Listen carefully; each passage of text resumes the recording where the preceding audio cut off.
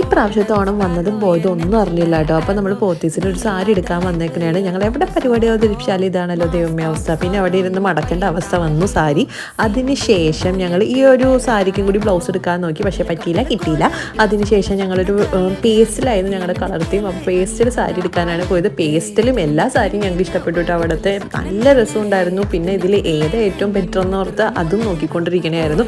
അങ്ങനെ കല്ല് ഒരു സാരി ട്രൈ ചെയ്തുകൊണ്ടിരിക്കുകയാണ്. അപ്പോൾ സാരി കൊടുത്തിട്ട് ഇതൊക്കെ എവിടെയാണ് ദൈവമേ, കൈ എവിടെയാണ്, കാല എവിടെയാണ് എന്നുള്ള സെറ്റപ്പായിരുന്നു. പക്ഷെ അത് നല്ല ഭംഗി ഉണ്ടായിരുന്നു കേട്ടോ. അവൾ അതാണ് എടുത്തത്. ആ സാരി നല്ല രസമുണ്ടായിരുന്നു. പിന്നെ ഈ സാരിയുടെ കളക്ഷൻ കണ്ടിട്ട് ദൈവമേ എനിക്കൊരു സാരി എങ്ങാനും എടുത്തിട്ട് പോയാൽ മതി എന്നായിപ്പോയി.